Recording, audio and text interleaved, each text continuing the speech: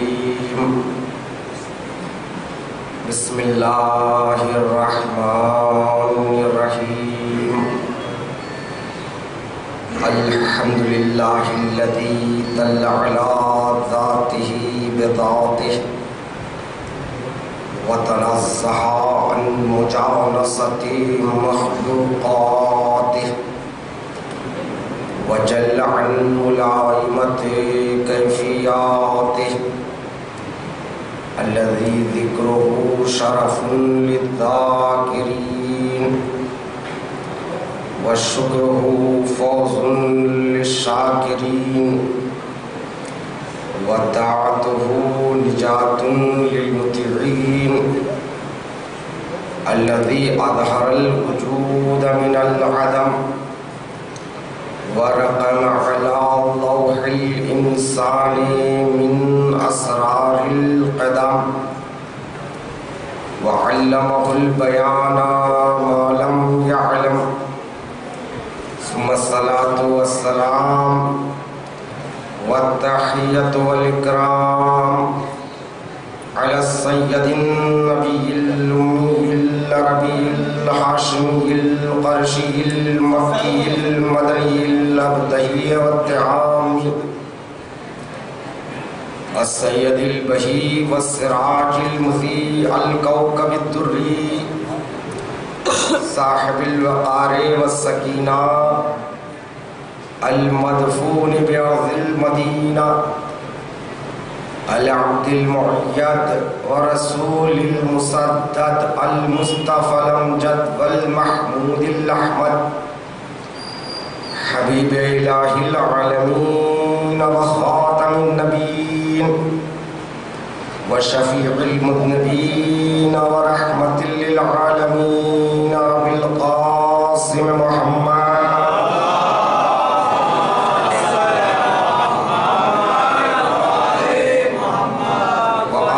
الطيبين الطاهرين المعصومين المظلومين المنتخبين الصابرين الشاكرين واللعنة الدائمة على أعدائهم وغاصب حقوقهم ومنكر فضائلهم ومناقبهم ومصائبهم وعظمتهم وولايتهم أجمعين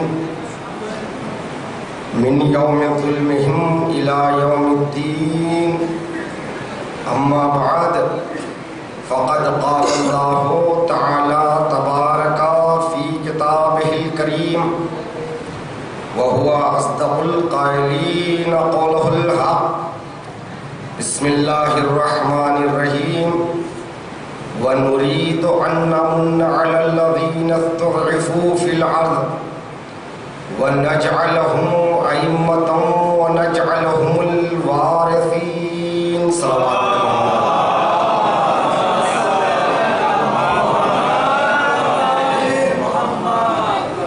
خالق کائنات اپنی کتاب ہدایت میں یہ اعلان کر رہا ہے ہم چاہتے ہیں روئے زمین پر ان لوگوں پر احسان کرے جنہیں زمین پر کمزور بنا دیا گیا ہے وَنَجْعَلَهُمْ أَئِمَّةً وَنَجْعَلَهُمُ الْوَارِثِينَ وہ احسان یہ ہے ہم انہیں امام اور پیشوا قرار دیں گے اور زمین کا وارث بنائیں گے. کل کی میری گفتگو یقیناً آپ کے اذہان عالیہ میں محفوظ ہیں. میری گفتگو کا موضوع انتظار اور عدالت ہے. عزیزان محترم، مذکورہ آیہ کریمہ امام مہدی عجل اللہ تعالی فرجہ الشریف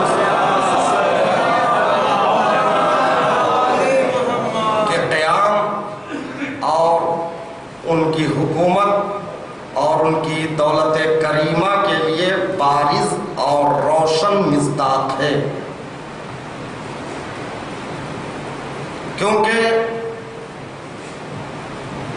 امام جب آئیں گے تو پروردگار عالم امام کو ساری کائنات میں ان کے ذریعے حکومت کو قائم کرے گا۔ ہم سب اسی حکومت کا انتظار کر رہے ہیں۔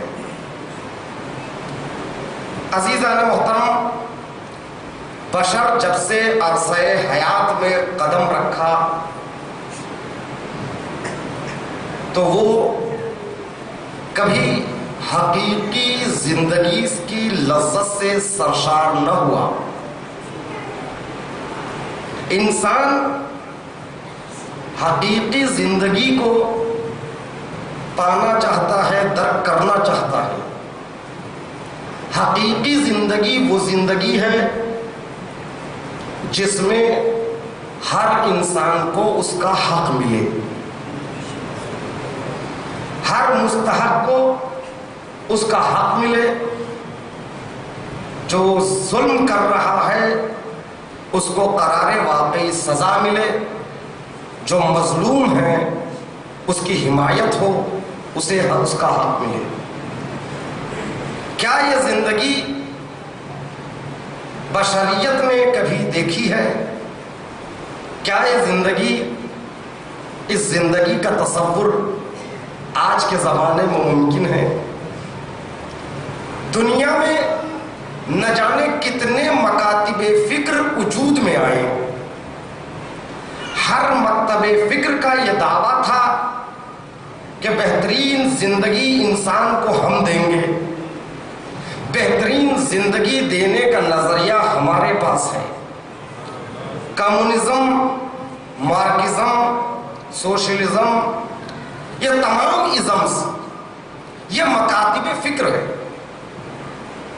یہ تمام ازمز، ان کا کہنا یہی ہے کہ ہمارے پاس وہ نظریہ موجود ہے، وہ نظام موجود ہے، وہ قانون موجود ہے جس کے ذریعے سے ہم بشر کو بہترین حیات اور بہترین زندگی دے سکتے ہیں۔ کائنات کے ان کے دعووں پر بھروسہ کیا، زمین کے کسی نہ کسی خطے پر انہیں حکومت کرنے کا موقع دیا، مگر نتیجہ کیا ہوا؟ کسی مکتب فکر نے کسی بشر کو کامیاب زندگی نہیں دے سکی۔ تمام ازمز فیل ہو گئے۔ رشیا آپ کے پاس، چائنا آپ کے پاس، یہ تمام مملکتیں آپ کے سامنے ہیں، ان کے نظریات آپ کے سامنے ہیں، اور ان کی شکست کھانا تاریخ کا ایک حصہ بن گیا ہے۔ میں نے کل عرض کیا تھا کہ امام کے ظہور میں تاخیر کی ایک وجہ یہی ہے کہ امام اس وقت تک نہیں آئیں گے جب تک ہر مکتب فکر کو کسی نہ کسی زمین کے حصے پر حکومت کرنے کا موقع نہ مل جائے، تاکہ ہر مکتب فکر اپنے نظریے کو جاری کر سکے، اپنے نظریے کو پھیلا سکے، اپنے نظریے کے بل بوتے پر حکومت کر سکے۔ اگر کوئی نظریہ ایسا رہ جائے جنہیں خطۂ زمین پر حکومت کرنے کا موقع نہ ملے، تو قیامت کے دن وہ صاحب نظریہ خدا سے یہ کہنے کا حق رکھتا ہے، مالک تو نے ہمیں موقع دیا ہوتا تو ہم عدل و انصاف سے پر حکومت کر کے بتاتے۔ اسی لیے پروردگار عالم نے ہر ازم کو، ہر مکتب فکر کو روئے زمین پر کسی نہ کسی حصے پر حکومت کرنے کا موقع دیا، تاکہ وہ کل یہ نہ کہہ سکے ہمیں موقع نہ دیا گیا، ورنہ ہم بھی بہترین حکومت دے سکتے۔ جب ہر مکتب فکر حقیقی زندگی بشر کو دینے سے عاجز ہو جائے گی، تمام مکاتب فکر فیل ہو جائیں گے، اب کسی مکتب فکر کے پاس کوئی نظریہ باقی نہیں رہے گا۔ پروردگار اس عالم اس وقت امام مہدی کو ظاہر کرے گا. صلوات پڑھے محمد والے محمد.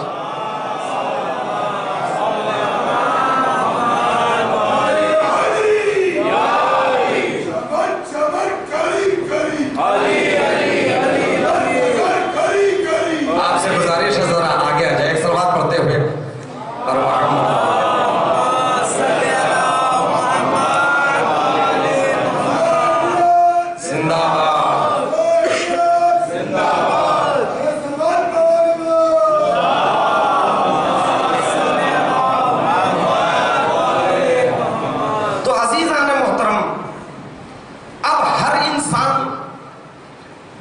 انتظار کر رہا ہے ایک ایسی دولت کریمہ کا، ایک ایسی حکومت کا جس میں ہر انسان کو اس کا حق ملے.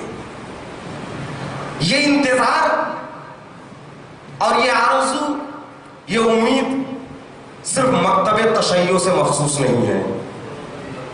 توجہ چاہتا ہوں میرے عزیزوں، مکتب تشیع سے مخصوص نہیں ہے، بلکہ تمام آسمانی کتابوں میں امام مہدی کے ظہور کا تذکرہ موجود ہے.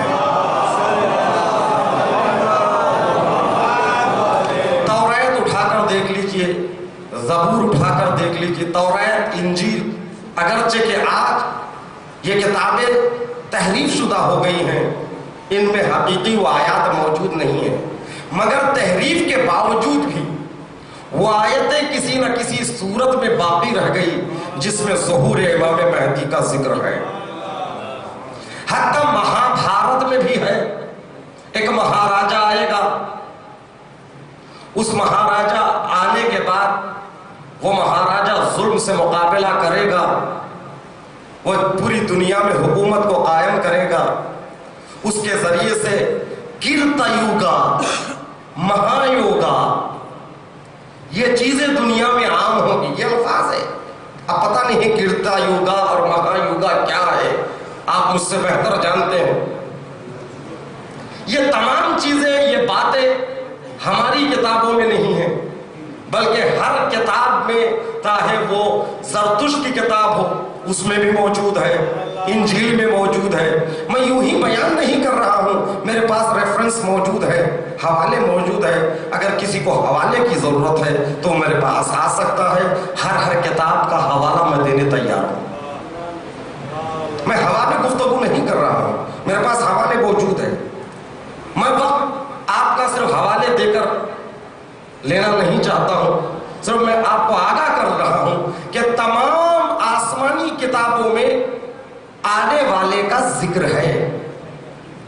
تقریباً 4 صدی ہجری کے مشہور اہل سنت کے عالم دین عابری شافعی، ان کا نام ہے عابری شافعی، اہل سنت کے مشہور عالم دین 4 صدی ہجری کے. ان کا کہنا یہ ہے اہل سنت کی کتابوں میں ظہور امام مہدی سے متعلق روایتیں 100 کے قریب موجود ہیں. تو اگر کوئی یہ سمجھتا ہے ظہور امام مہدی کا نظریہ یہ صرف مکتب تشیع سے مخصوص ہے تو وہ اپنی کتابوں سے جاہل ہے. اس کو خود اپنی کتابوں کا علم نہیں ہے.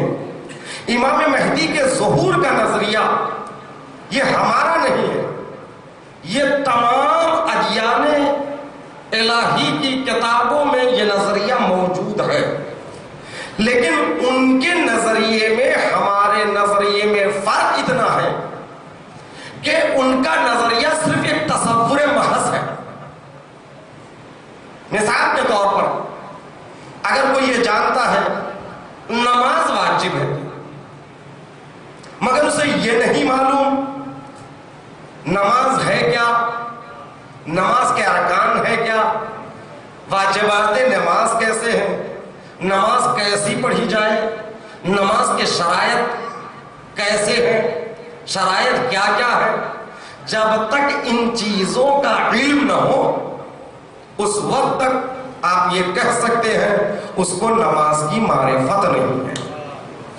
بس ان میں اور ہم میں فرق اتنا ہی ہے، ہم جس کا انتظار کر رہے ہیں اس کی معرفت ہمیں حاصل ہے، وہ جس کا انتظار کر رہے ہیں ان کو اس کی معرفت نہیں ہے۔ صلوات پڑھیں محمد والے محمد۔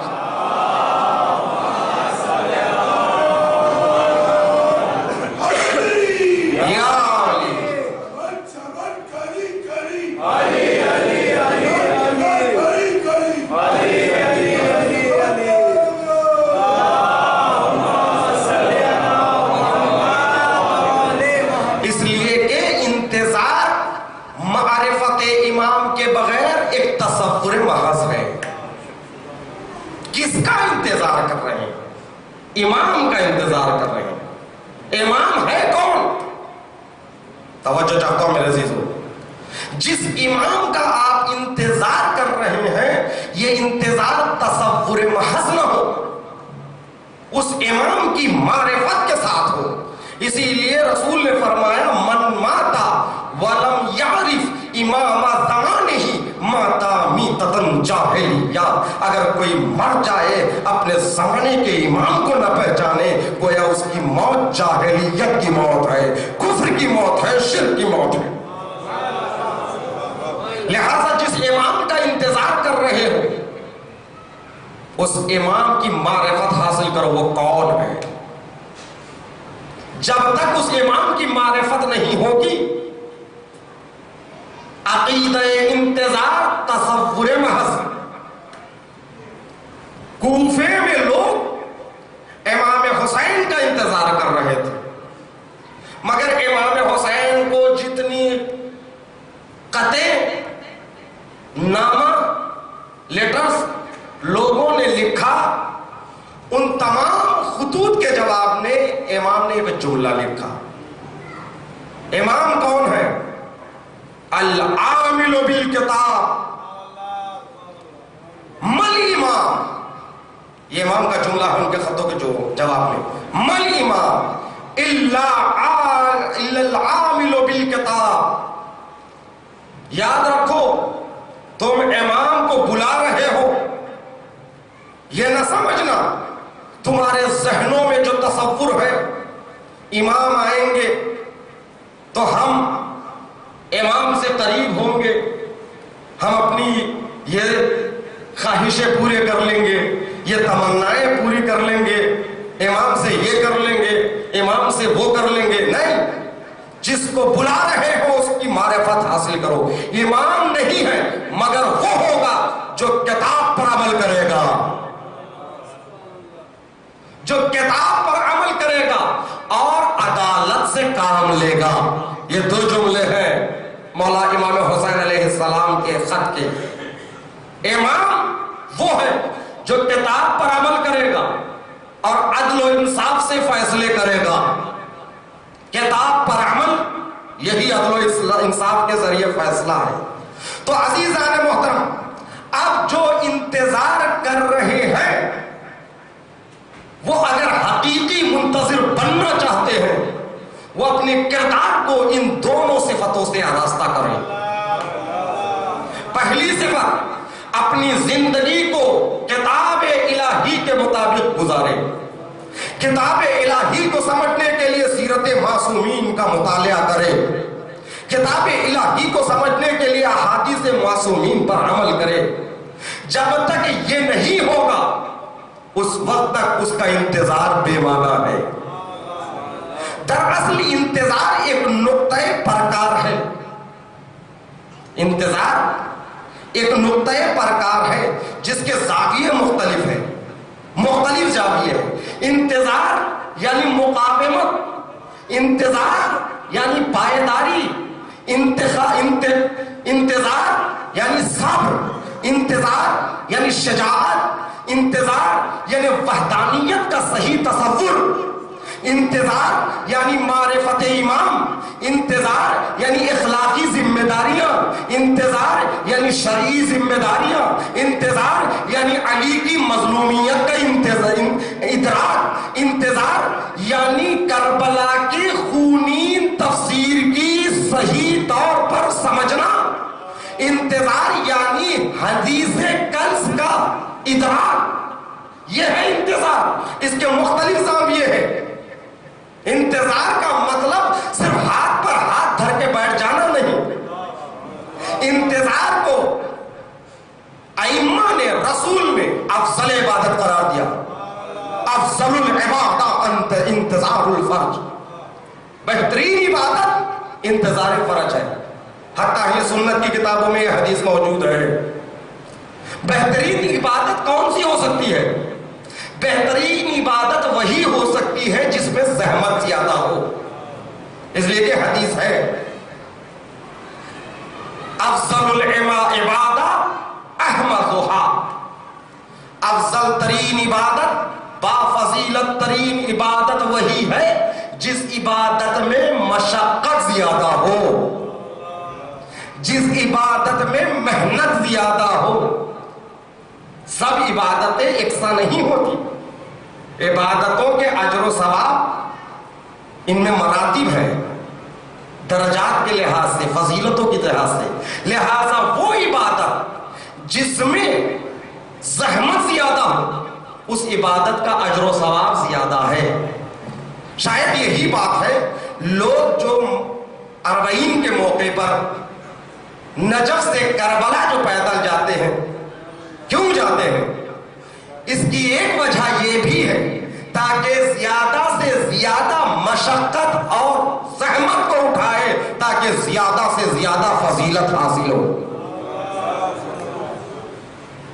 کیوں؟ عبادت میں جتنی مشقت ہوگی اس عبادت کی فضیلت بڑھتی جائے گی. ایک مالدار آدمی بھی زیارت کو جاتا ہے, یہ غریب بھی زیارت کو جاتا ہے.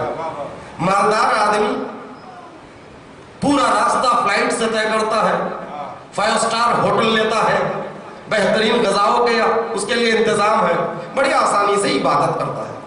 ایک دوسرا آدمی ہے وہ بڑی مشقتوں سے زیارت کو جاتا ہے, معمولی جگہوں پہ رہتا ہے, معمولی غذائیں کھاتا ہے, مشقتیں برداشت کرتا ہے.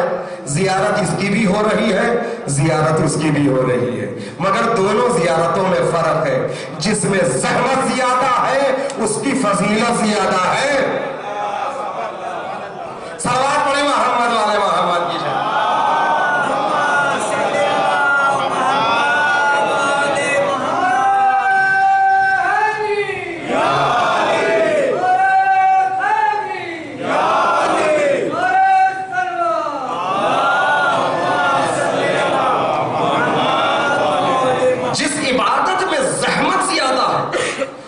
فضیلت بھی زیادہ ہے. لہذا اگر انتظار کو بہترین عبادت, با فضیلت عبادت اگر قرار دیا گیا تو کیوں؟ اگر ہاتھ پر ہاتھ دھرے بیٹھ کر کسی آنے والے کا انتظار کر رہے ہیں تو کون سا بڑا کام ہے؟ اتنا آسان کام اور سب سے زیادہ فضیلت کا حامل بن جائے, یہ کیسے ممکن ہے؟ اس کا مطلب یہ ہے کہ انتظار ہاتھ پر ہاتھ دھر کے اپنے گھر میں بیٹھ جانے کا نام نہیں ہے. انتظار بہت سخت کام ہے, انتظار بامشقت مرحلہ ہے. اس قدر بامشقت ہے کہ رسول اسلام ارشاد فرماتے ہیں اپنے اصحاب کے درمیان تمہارے بعد کچھ ایسے لوگ آئیں گے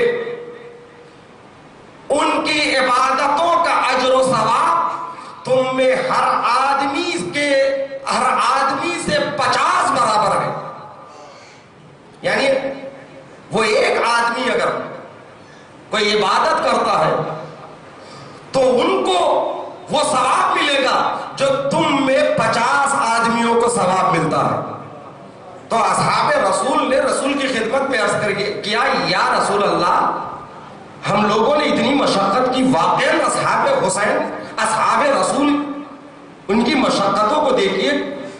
انہوں نے رسول کے لیے, اسلام کے لیے مکے کو چھوڑا, اپنے زمینوں کو چھوڑا, اپنے مواشی کو چھوڑا, جانوروں کو چھوڑا, وسائل زندگی کو چھوڑا, اسباب قوت لا یموت کو چھوڑا, رشتہ داروں کو چھوڑا، مکے سے مدینہ آئے، مکے سے مدینہ آئے تو گھر تک نصیب نہیں۔ بہت سے لوگ اصحاب صفہ بن کر مسجد کے باہر زندگی گزارتے رہے، جنگیں لڑی رسول کے ساتھ۔ کتنی جنگیں؟ تقریباً 80 کے قریب جنگیں لڑی، خندق میں، خیبر میں، احد میں، بدر میں، حنین میں، تبوک میں، نہ جانے کتنی جنگیں لڑی، بے انتہا مشقتیں اٹھائی۔ جنگ لڑنے کے لیے بھوکے جاتے تھے، پیاسے آتے تھے، مشقتیں برداشت کرتے تھے، تانے سنتے تھے۔ اتنی محنت اور مشقت ہم نے کی ہے، یا رسول اللہ کیسے ممکن ہے کہ ان کا اجر و ثواب ہم سے اتنا زیادہ؟ توجہ چاہتا ہوں میرے عزیزو، رسول اسلام نے ان سے خطاب کر کے فرمایا، دیکھو تم جتنے بھی بامشقت زندگی گزاری ہو، مگر تمہارے درمیان میں ہوں۔ توجہ چاہتا ہوں میرے عزیز، تمہارے درمیان میں ہوں، اور جو بھی مشکل پڑتی تھی تم میرے پاس آ کر پناہ لیتے تھے، مگر وہ ایسے بامشقت ہوں گے، ان کے زمانے میں ان کا امام غائب ہوگا اور ان پر حملے چوطرفہ ہوں گے، اپنے بھی حملہ ور ہوں گے، غیر بھی حملہ ور ہوں گے۔ ایسے حالات میں اپنے دین کو بچا کر آگے جانا، یہی ان کا جہاد ہوگا۔ صلوات محمد وآل محمد کی شان۔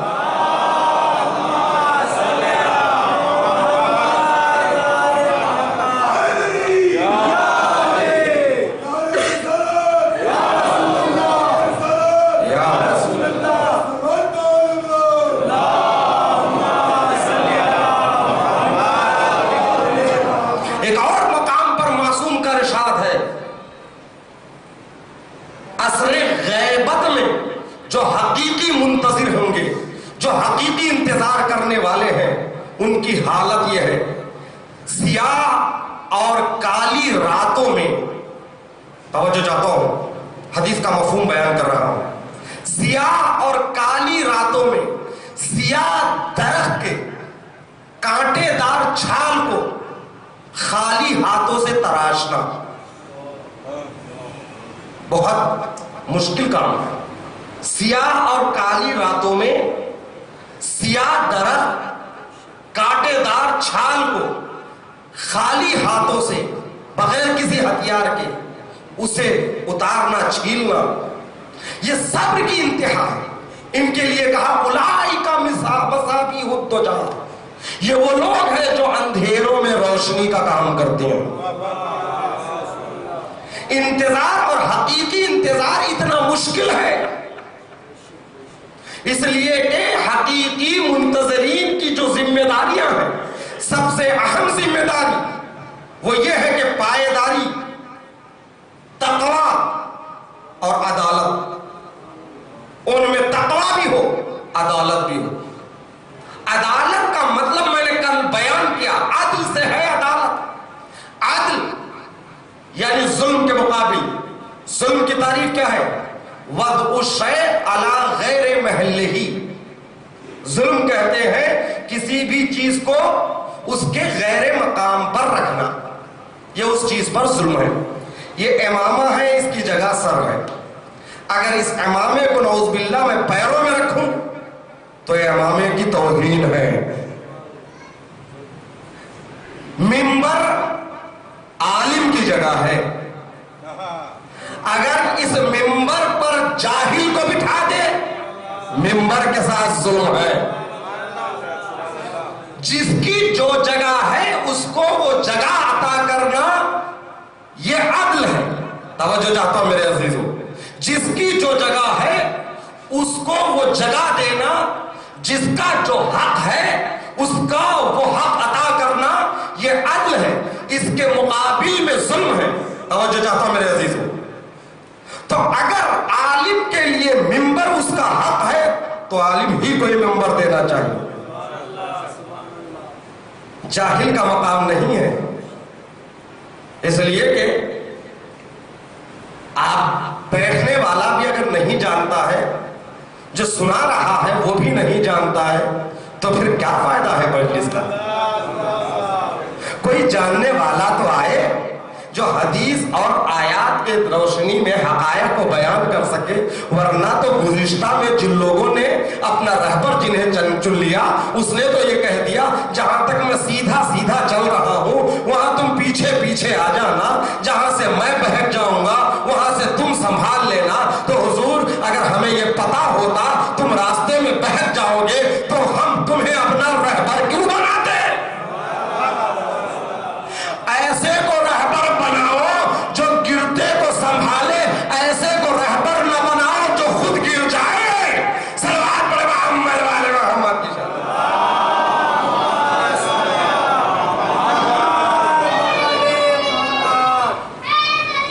یا علی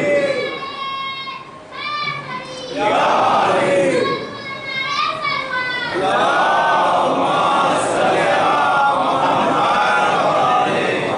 سب سے اہم صفت یہی ہے حقیقی منتظر کی، اس میں عدالت ہو۔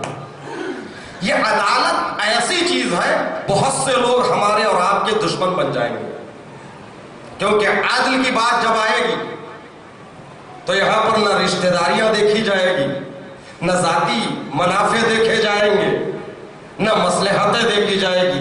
عدل اور عدالت سے کام لینا ہے، اور امام کی جو حکومت ہوگی وہ عادلانہ حکومت ہے، کیونکہ 100 سے زیادہ حدیثیں موجود ہیں جس میں موجود ہے یملأ بہ الارض یملأ اللہ بہ الارض قسطا وعدلا کما ملئت ظلما وجورا۔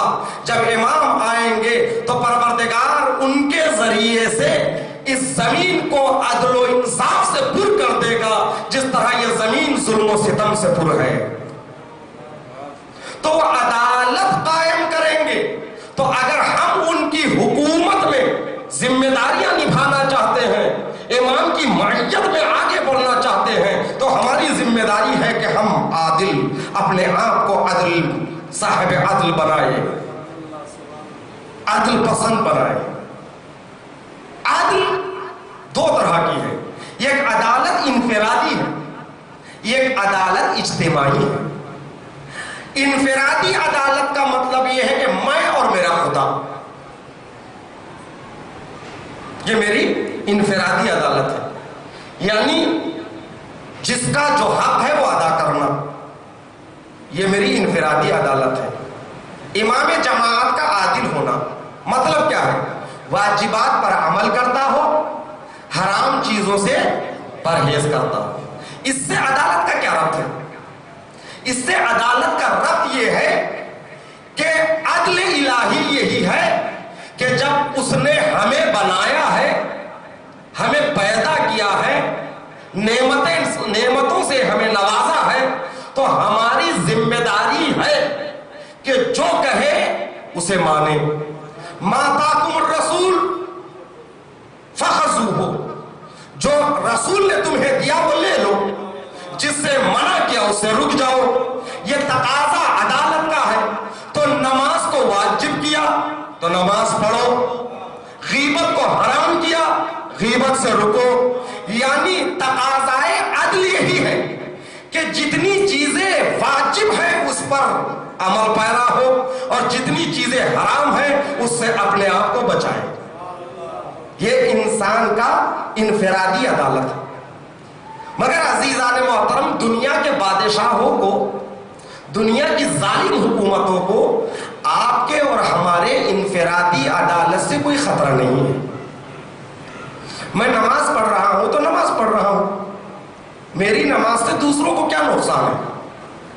میں روزے رکھ رہا ہوں تو روزے رکھ رہا ہوں، میرے روزے سے دوسروں کو کیا خطرہ ہے؟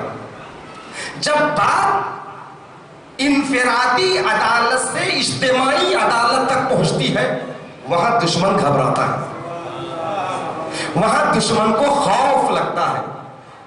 تم جب تک تمہاری عدالت منفرد رہی، انفرادی حیثیت رکھتی رہی، تو ہمیں تو آپ کی عدالت سے کوئی سروکار نہیں، کوئی خطرہ نہیں۔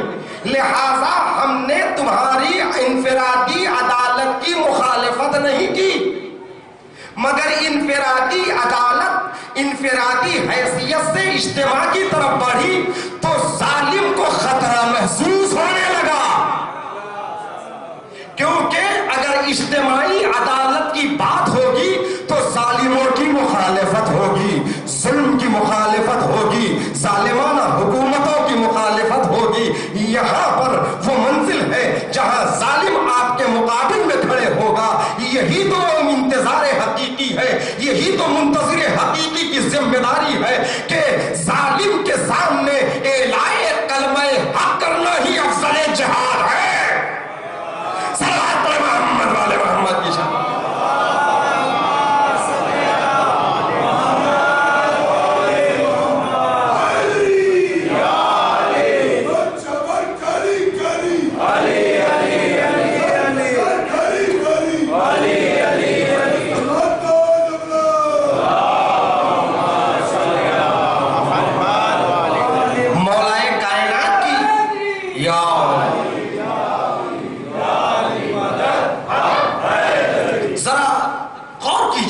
مسئلے پر مولائے کائنات کی انفرادی عدالت سے کسے خوف تھا؟ مولائے کائنات رات رات بھر نمازیں پڑھتے تھے، دشمن کو اس سے خطرہ نہیں تھا۔ مولائے کائنات روزے رکھتے تھے، دشمن سے اس کو خوف نہیں تھا۔ کیوں؟ مولا اپنی نمازیں پڑھ رہے ہیں، مولا اپنے روزے رکھ رہے ہیں، لیکن علی سے دشمنی کیوں تھی؟ کیونکہ ان علی کی عدالت علی کی انفرادی عدالت نہیں تھی، علی نے اجتماعی عدالت کی بات کہی۔ جب علی نے اجتماعی عدالت کے لیے قیام کیا تو وہی حکومت مخالف ہوئی۔ جب چوتھی منزل پر مولائے کائنات کے پاس خلافت آئی تو لوگوں نے مخالفت کیوں کی؟ اس لیے کہ علی نے یہ کہا جس کسی کے پاس بھی بیت المال سے ایک سکہ بھی ناجائز طور پر غیر مستحقانہ انداز میں موجود ہے تو وہ واپس کرے۔ علی کی اس عدالت اجتماعی سے خوف ہوا دشمن کو۔ یہ وہ منزل ہے، اچھے علی سے دور ہو گئے۔ مولائے کائنات کے پاس کچھ لوگوں نے مل کر ایک کو بھیجا اور یہ کہلوایا، اے علی ہمیں آپ سے کوئی عناد نہیں ہے، ہمیں آپ سے کوئی دشمنی نہیں ہے، بس یہ ہے کہ آپ ہماری پچھلی زندگی کا حساب کتاب نہ لیں۔ توجہ چاہتا ہوں میرے عزیزوں، پچھلی زندگی کا حساب کتاب نہ لیں، ہم آپ کے ہاتھوں پر بیعت کرنے کے لیے تیار ہیں۔ علی نے کہا کہ اسلام میں بیعت کسی شرط کے ساتھ نہیں ہو سکتی۔ کیسے لوگ علی سے دور ہو گئے؟ کیسے لوگ؟ وہ لوگ جو ہمیشہ علی کے ساتھ رہے وہ بھی علی سے دور ہو گئے۔ کیوں؟ علی نے اجتماعی عدالت کی بات کی ہے۔ جیسے زبیر ابن عوام مولائے کائنات کے پھوپھیزاد بھائی، یہ ہمیشہ علی کے ساتھ رہے، حتیٰ رسول کے ساتھ رہے، اول جنگ سے رسول کے ساتھ تھے۔ جنگ بدر میں، جنگ احد میں، تمام جنگوں میں زبیر علی کے ہمراہ رہے، پورے جنگوں میں سائے کی طرح ساتھ رہے۔ اللہ اکبر! جب بہت سے صحابہ رسول کو چھوڑ کر میدان سے بھاگے اس وقت بھی زبیر میدان میں رہے۔ یہی نہیں، رسول کے بعد بہت سے لوگوں نے ثقیفہ کا راستہ لیا مگر زبیر علی کے ساتھ رہے۔ حتیٰ جس وقت آگ اور لکڑی کو لے کر دشمن صحرا کے گھر پہ جمع ہوئے اس گھر میں بھی زبیر موجود تھے۔ جب علی کے گردن میں رسی باندھی گئی زبیر نے تلوار نکال لی اور چاہا کہ وہیں پر تلوار کے ذریعے سے سروں کو قلم کر دے، مگر کسی نے بڑھ کے زبیر کے ہاتھ پر اپنے جوتے کو پھینکا جس سے زبیر کے ہاتھوں سے تلوار چھوٹ جاتی ہے اور زبیر کو گرفتار کر لیا گیا۔ یہ زبیر جو علی کے ساتھ تھے، علی کے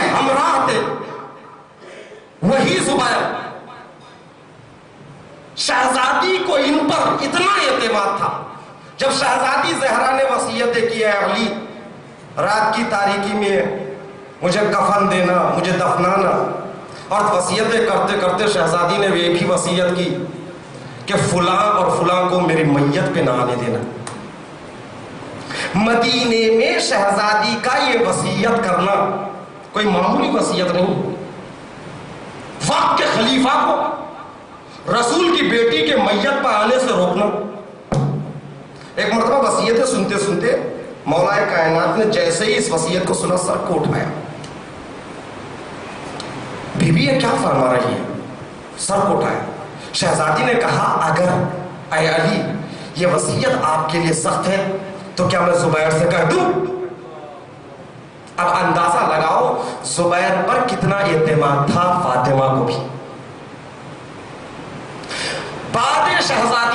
بعد شہادت شہزادی جب خلیفہ دوم نے تیسرے خلیفہ کے لیے 6 آدمیوں کی کمیٹی بنائی، اس میں زبیر بھی تھے، علی بھی تھے اور 4 تھے. یہ اعلان کیا جس کی ووٹ زیادہ ہوں گے 6 میں وہ خلیفہ بنے گا. تنہا زبیر تھے جنہوں نے علی کے ہاتھوں پہ بیعت کی اور کہا میرا ووٹ علی کو. توجہ چاہتا ہوں میرے سے، اس منزل تک زبیر علی کے ہمراہ آئے، مگر تیسری خلافت میں جو بنی امیہ کی پہلی خلافت ہے، یعنی پہلا آدمی ہے بنی امیہ کا، جب اس نے خلافت کو اپنے ہاتھوں میں لیا اس کے بعد انہوں نے مال بیت المال سے سب کو خاموش کرنے کے لیے بہت کچھ دے دیا. زبیر کو بھی دنیا دار بنا دیا. زبیر کو اتنا دیا بیت المال سے کہ زبیر مکے سے آئے تھے، مدینہ کچھ نہیں تھا. تیسری خلافت کے دور میں زبیر کے پاس اتنا پیسہ اور اتنی دولت ہو گئی تھی. بصرہ میں 10-11 گھر تھے، مدینے کے اطراف میں زبیر کے پاس کئی زمینیں تھی، زبیر کے پاس کنیزیں ہو گئی. جب دنیا آ جاتی ہے، توجہ چاہتا ہوں میرے عزیزوں، جب دنیا غلط طریقے سے آ جاتی ہے تو وہ امام سے دور ہو جاتا ہے. غلط طریقے سے، ناجائز طریقے سے اگر کسی کے پاس دنیا آ جائے تو وہ زبیر ہی کیوں نہ ہو تو وہ امام سے دور ہو جاتا ہے. لہذا چوتھی خلافت جب امام کے پاس آئی تو امام نے جیسے ہی یہ اعلان کر دیا، زبیر وقتاً خاموش تو رہے مصلحتاً، بیعت تو کر لیا یہ سوچتے ہوئے کہ شاید کم سے کم گورنری تو مل جائے، مگر امام جانتے ہیں یہ زبیر وہ زبیر نہیں رہا، اب اس کے پاس دنیا آ گئی، یہ خالص نہیں رہا. لہذا مولا کائنات نے زبیر کو گورنری نہیں دی، علی سے دور ہو گئے. تو عزیزان محترم جنگ جمل میں یہی زبیر امام کے مقابل میں آ گئے. تو اتنے بڑے چاہنے والے جو اتنی طویل مدت تک علی کے ہمراہ رہے، ان کو کس چیز نے علی سے دور کر دیا؟ توجہ تارو، دنیا داری نے امام سے دور کر دیا. امام نے یہ اعلان کر دیا تھا اگر کسی کے پاس اگر ناجائز طریقے سے بیت المال سے ایک بھی پیسہ ہے وہ واپس کر دے، اس لیے کہ علی کی حکومت عادلانہ حکومت ہے. عادلانہ حکومت میں کسی کے پاس غیر مستحق پیسہ نہیں رہ سکتا، غیر مستحق دولت نہیں ہو سکتی. تو عزیزان محترم جو علی کی حکومت ہے وہی امام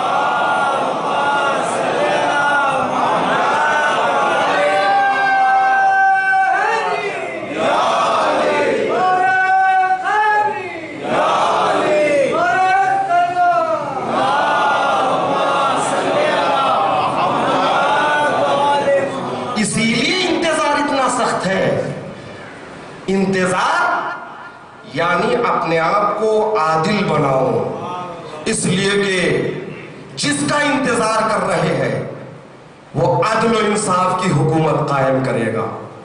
जो अदल और इंसाफ की हुकूमत कायम करेगा हमारी नाइंसाफियों को बर्दाश्त नहीं करेगा। जब हमारी नाइंसाफियों को बर्दाश्त नहीं करेगा तो फिर हमें चाहिए, अगर उसका इंतजार कर रहे हैं तो 4 मंजिलें हैं इंतजार की। पहला मरहला, तवज्जो चाहता हूं, हकीकी इंतजार के 4 मराहिल हैं।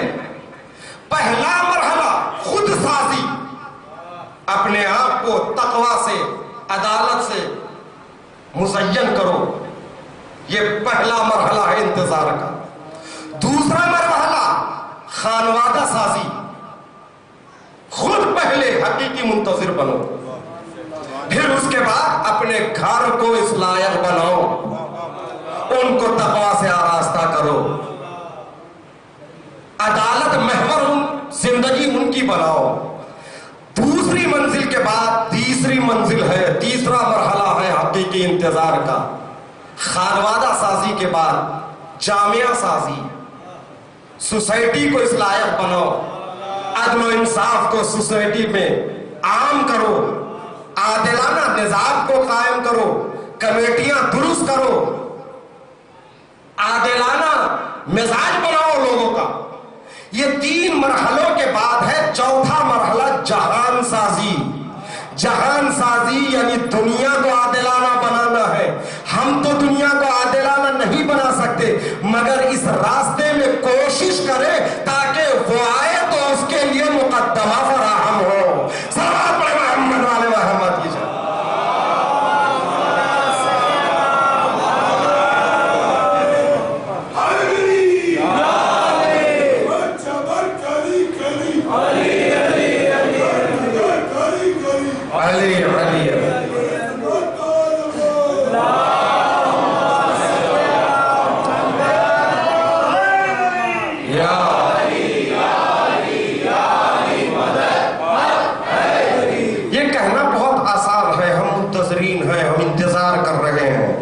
हकीकी मुंतज़िर की निशानियां अपने अंदर पैदा करें, अदालत पसंद बने, मगर हमारी मजबूरियां क्या है? हम अपने से नहीं गैर से शुरू करते। डॉक्टर अली शरीयती का एक जुमला याद आया। डॉक्टर अली शरीयती एक बहुत बड़ा दानिशवर जो तेहरान में पैदा होता है, इमाम खुमैनी के ज़माने में इनकलाब के साथ था और इनकलाब की हिमायत में काफ़ी किताबें लिखी, लेकिन कहीं कहीं उसकी फिक्र हकीकी इस्लाम से दूर होती रही, तो इमाम ने उसके पास यानी इमाम खुमैनी ने उसके पास किताबों को पढ़ने से मना किया। मगर जो बात अच्छी है वो तो पेश करना है। डॉक्टर अली शरीयती कहता है कि मैं जब छोटा था मैंने सोचा कि मैं दुनिया को बदल दूंगा, लेकिन थोड़ा बड़ा हुआ तो सोचा दुनिया बहुत बड़ी है, दुनिया को तो नहीं बदल सकता, मगर कम से कम कोशिश करूंगा कि ये ईरान बदले। ईरान को तो मैं अपनी फिक्र के जरिए, अपनी मेहनत के जरिए बदल सकता हूं। और थोड़ा बड़ा हुआ तो सोचा ईरान भी बहुत बड़ा है, हाँ अलबत्ता कोशिश करके मैं तेहरान को बदल सकता हूं, क्योंकि तेहरान एक शहर है, ईरान बहुत बड़ा है।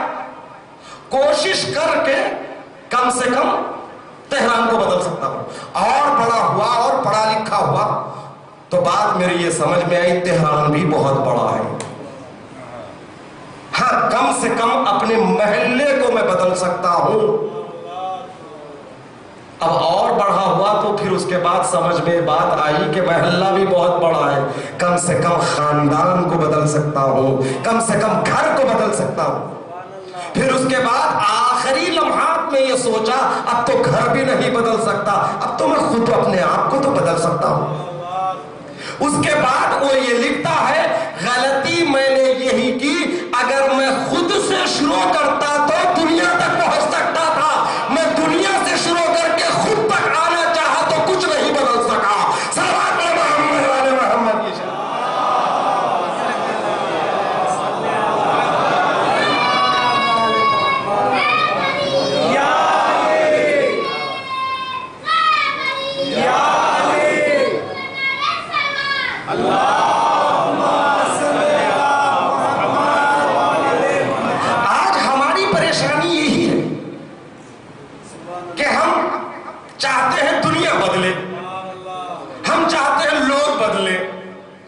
ہم چاہتے ہیں جامعہ بدلے, ہم چاہتے ہیں سوسائٹی بدلے, مگر ہمارے گھر کا عالم کیا ہے, میرا اپنا عالم کیا ہے.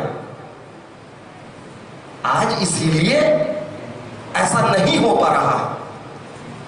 اگر عالم خود عمل کر کے دنیا کو کہے گا اس پہ عمل کرو تو دنیا بدلے گی, اس کے زبان میں اثر دکھائی دے گا.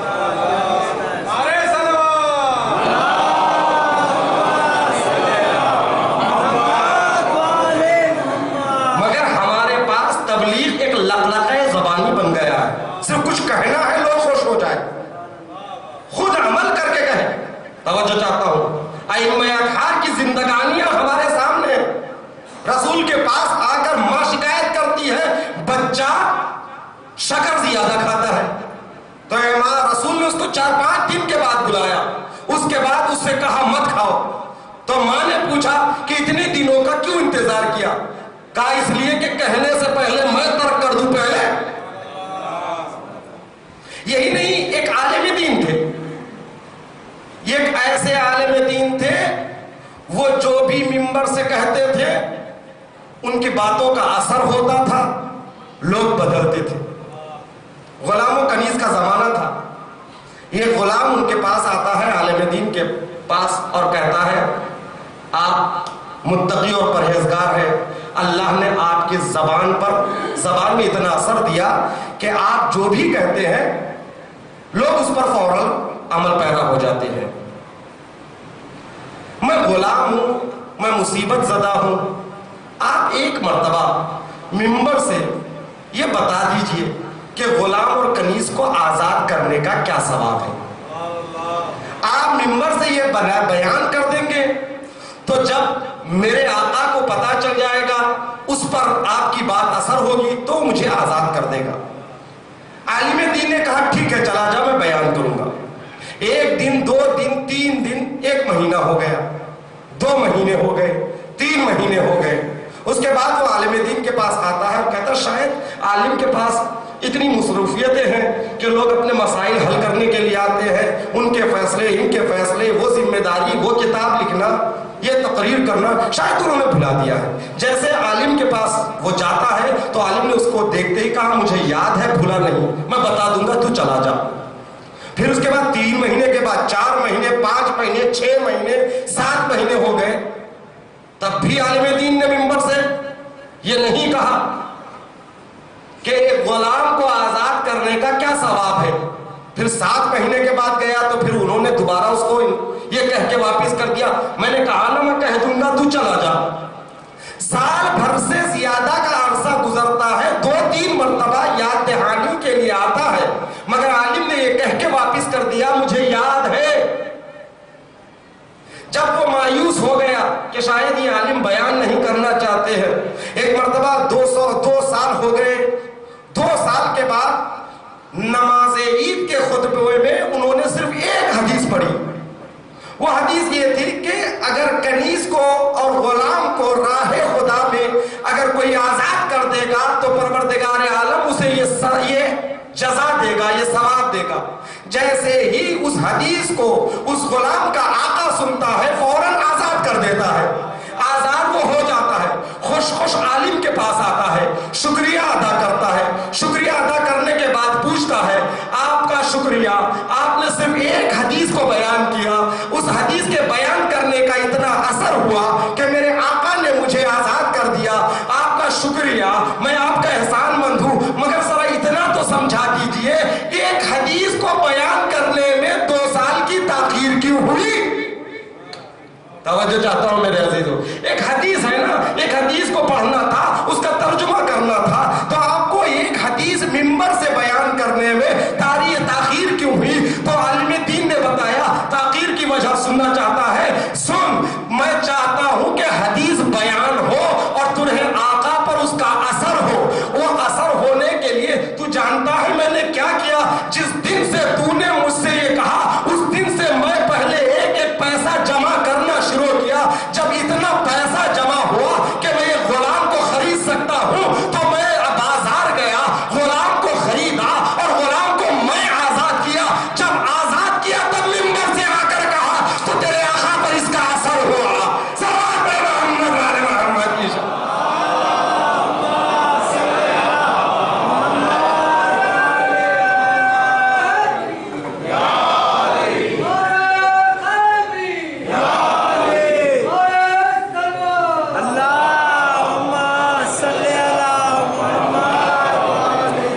مشکل یہی ہے عزیزان محترم، بولنے والا خود عمل کرنے والا ہو تو لوگوں پر اثر ہوگا۔ ہاں کبھی کبھی ایسا ہوتا ہے کہ بولنے والا عامل ہوتا ہے پھر بھی سننے والوں پر اس کا اثر نہیں ہوتا، یہ ایسا بھی ہوتا ہے۔ اس کے لیے زندہ مثال کربلا ہے۔ کربلا میں امام حسین نے آخری حجت تمام کی مگر کسی پر اثر نہیں ہوا۔ اس کا مطلب کیا ہے؟ کیا معاذ اللہ امام عمل نہیں کرتے تھے؟ وہ معصوم ہے جس کے دامن کردار پر ترک اولا کا دھبا تک نہیں ہے، مگر اثر اس لیے نہیں ہوا۔ خود امام نے بتایا تمہارے پیٹ حرام سے بھرے ہوئے ہیں۔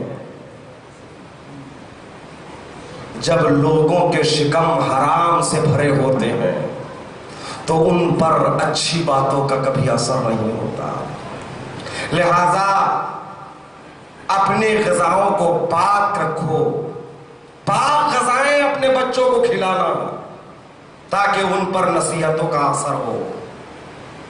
امام حسین نے کربلا میں یہی بتایا تمہارے پیٹ حرام سے بھرے ہیں، لہذا تم پر ہماری نصیحتوں کا اثر نہیں ہوگا۔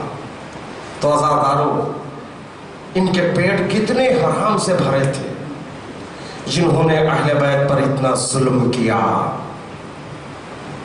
شہزادیاں التجا کرتی رہی، ان کی معصومیت پر انہیں ترس نہیں آیا۔ کربلا سے کوفہ، کوفے سے شام، اہل حرم کو کشاں و کشاں پھرایا گیا۔ اللہ اکبر، کچھ نہیں مانگا اطفال حسینی میں، صرف ایک کاسے آب۔ امام حسین جب مدینے سے چلے تو پانی کا مکمل انتظام کر کے چلے، اتنا پانی لے کر آئے تھے کہ پانی کے مشکیزوں کے لیے الگ اونٹوں کا انتظام کیا۔ راستے میں جب لشکر حر پیاسا ہوا تو امام نے انہیں پائے سیراب کیا۔ لشکر حر کے سپاہی کا خود بیان ہے، میں اتنا پیاسا تھا کہ میں اپنے لشکر سے دور تھا، مجھ میں آگے بڑھنے کی طاقت نہیں ہے۔ امام حسین نے دور ہی سے مجھے دیکھ لیا، پانی لے کر آگے بڑھے اور کہا پانی پی لے۔ مجھ میں جھکنے کی بھی طاقت نہیں تھی۔ امام نے کچھ مشکیزے کے دہانے کو کھول دیا اور میرے منہ کے قریب کر دیا اور امام نے مجھے سیراب کر دیا۔ وہ حر کا لشکر جو امام حسین کے راستے کو روکنے کے لیے آیا، حسین نے اس پیاسے لشکر کو پانی پلایا، مگر اللہ اکبر، وہی حسین کربلا کے میدان میں اتنا پیاسا، خیموں سے علاتش کی صدائے بلند ہے، چھوٹے چھوٹے حسین کے بچے پیاسے، خیموں سے صدائے بلند ہے، علاتش، ہائے پیاس، ہائے پیاس۔ عزادارو، اطفال حسینی کی پیاس کا آپ اندازہ لگا سکتے ہیں، حسین کے بچے کتنے پیاسے تھے۔ شب عاشور امام حسین جب ایک خیمے کا معائنہ کرتے ہوئے اس خیمے میں پہنچے جس خیمے میں امام حسین نے مشکیزوں کو رکھا تھا، علیہ حسین کے پاس اتنے مشکیزے کی تھے کہ تمام مشکیزوں کو رکھنے کے لیے الگ سے خیمہ بنانا پڑا۔ اس خیمے میں تمام مشکیزوں کو رکھا۔ امام حسین جب خیموں کا معائنہ کرتے کرتے اس خیمے کے قریب پہنچے تو جو منظر امام حسین نے دیکھا، پروردگار وہ منظر کسی اور کو نہیں دکھا۔ حسین نے کیا دیکھا؟ چھوٹے چھوٹے بچے سوکھے مشکیزوں کو کلیجے سے لگا کر زمین گرم پر کروٹیں بدل رہے ہیں۔ ہائے پیاس، کتنے پیاسے ہیں حسین کے بچے، کتنی پیاسی ہے سکینہ۔ عزاداروں، سیدانیوں کی پیاس کا عالم یہ ہے، سکینہ کی پیاس کا عالم ہے کہ روایت میں ہے تارتن تقدو و تارتن تقوم۔ ارے بی بی کبھی کھڑے ہو جاتی ہے، کبھی بیٹھ جاتی इस तरह तड़प रही है जिस तरह मछली को पानी से बाहर निकालने के बाद मछली साहिल पे तड़पती है, उस तरह सकीना तड़प रही है, उस तरह ज़ैनब तड़प रही है। अज़ादारों, अरे ज़ैनब है, इतनी प्यासी है, इतनी भूखी है। अरे ज़िंदाने शाम में सैयदे सज्जाद ने ज़ैनब से सवाल किया, फुफी अम्मा आप नमाज़े शब बैठ कर क्यों अदा कर रही हो? तो ज़ैनब ने सैयदे सज्जाद से इतना कहा, बेटा सज्जाद, हाकिम की तरफ से बहुत थोड़ा पानी और बहुत थोड़ी ग़िज़ा आती है, मैं इसको बच्चों में तक़सीम करके खुद भूखी रह जाती हूँ, खुद प्यासी रह जाती हूँ। मुझ में इतनी ताकत नहीं है कि मैं खड़े होकर नमाज़े शब पढ़ सकूं। अल्लाह अकबर, ये ज़ैनब की प्यास है, सकीना की प्यास। अरे सकीना की प्यास, अरे 3 दिन तक सकीना प्यासी रही। करबला के मैदान में जब अब्बास की शहादत की खबर मिली, सकीना ने फुरात का रुख करके कहा होगा, मैं चचा अब ये भतीजी सवाल आब नहीं करेगी, चचा लौट आए। अज़ादारों, शाब गरीबा के अंधेरे में शिद्दत आतश की वजह से सकीना पर गशी तारी है। जब अज़ादारों लश्कर शाम में ये बात तय हुई, अगर इन्हें पानी न दिया जाए तो ये प्यासे मर जाएंगे। उस राय हरम को, असीराने अहले हरम को हमें शाम तक ले जाना है, तो इन्हें थोड़ा पानी देना पड़ेगा, थोड़ी सी ग़िज़ा देनी पड़ेगी। लिहाजा शाम गरीबा के अंधेरे में हाज़िरी के तौर पर थोड़ी सी ग़िज़ा और थोड़े से पानी को देकर बीबियों को जब भेजा गया, तो ज़ैनब ने आने वालों को रोक दिया, कहा बीबियों रुक जाओ, हम अहले हरम हैं, हम सदका नहीं खाते। आने वालों ने कहा बीबी ये सदका नहीं है, ये हाज़िरी है। जब पानी को देखा, ज़ैनब ने सकीना को उठाया और सकीना से कहा, सकीना उठो, पानी आ गया। सकीना गश से बेदार होती है और कहती है, फुफी अम्मा आप पी लीजिए, आप भी बहुत प्यासी है। सकीना का ये कहना था, ज़ैनब ने कहा, बेटी तुम छोटी हो, तुम पहले पी लो।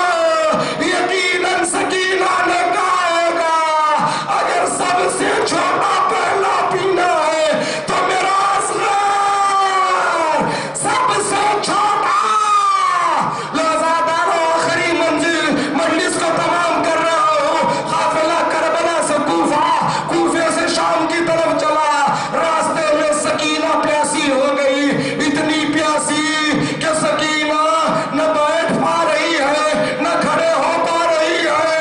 अज़ादारों, काफिले को एक मंजिल पे रोका गया, लश्कर शाम भी प्यासा है। हाँ, पानी का उनके लिए इंतजाम हुआ। एक शकी ने पानी लेकर जब तमाम फौजियों को तक़सीम कर रहा था, सकीना ने करीब जाके इतना कहा, मैं बहुत प्यासी हूँ। मगर शकी ने मना नहीं किया, गौर से देखा और खामोश हुआ। सबको पानी पिलाया मगर सकीना को नहीं दिया। जब सबने पानी पिला लिया, जानवरों को भी पानी दिया, सकीना ये सोचती रही, तमाम जानवरों को सैराब करने के बाद शायद मुझे पानी मिल जाए। जब जानवरों को भी पानी पिलाया गया, बचे हुए पानी को सकीना के सामने जमीन पर फेंक के कहने लगा, सकीना लो पानी पी लो। हाय 4 साला बच्ची तड़पती रह गई, प्यासी रह गई। सयअलमुल्लज़ीना ज़लमू यमुनक़लिबू रब्बना तक़ब्बल मिन्ना इन्नका अंतस समीउ। परवरदिगार वास्ता मोहम्मद आले मोहम्मद का ज़िक्र कलील को हम सबसे कबूल फरमा। परवरदिगार कोई गम न दे सिवाय अपने हुसैन के, جہاں جہاں شیعہ نے حیدر کرار آباد ہے ان کی جان مال عزت آبرو اور ناموس کی حفاظت فرما۔ پروردگارا راہ اہل بیت پر چلتے رہنے کی ہمیں توفیق عطا فرما۔ پروردگارا جلد سے جلد ہم کو کربلا جانا نصیب فرما، تمام مقامات مقدسہ اور حج کی توفیق عطا فرما۔ پروردگارا حلال روزی حاصل کرنے اور حلال روزی کھانے کی ہمیں توفیق عطا فرما۔ پروردگارا ہمارے بچوں کو راہ اہل بیت پر چلتے رہنے کی توفیق عطا فرما۔ دینی میں واقع جو فطرے ہیں ان فطروں سے ہمیں محفوظ فرما۔ پروردگارا کوئی غم نہ دے سوائے غم حسین کے، ہمارے مرحومین کی مغفرت فرما۔ ہمارے علماء اعلام مراج تقلید کا سایہ ہمارے سروں پر سلامت رہے، بالخصوص مرجع تقلید آیت اللہ العظمیٰ آغا سستانی، رہبر معظم آیت اللہ العظمیٰ آغا خامنہئی، سید مقابمت سید حسن نصر اللہ کا سایہ ہمارے سروں پر سلامت رہے۔ پروردگار بالخصوص رہبر شیعہ نے بحرین جناب عیسیٰ قاسم صاحب، کل کورٹ کا فیصلہ آنے والا ہے، پروردگار یہ فیصلہ اس رہبر عظیم الشان کے حق میں قرار دے، ان کو طول عمر عطا فرما، ان کی زندگی کو بابرکت قرار دے، ان کو قید سے رہائی کا حکم سنا اور ان کے دشمنوں کو نیست و نابود فرما۔ پروردگارا امام کے ظہور میں تعجیل فرما، ہم سب کو ان کے اعوان و انصار میں شمار فرما۔ ایک مرتبہ سورہ حمد، 3 مرتبہ سورہ اخلاص کی تلاوت فرما کر مرحوم اقبال حسین رضوی ابن اجمل حسین رضوی، مرحوم اجمل حسین رضوی ابن رضا حسین صاحب کے روح کو احسان اللہ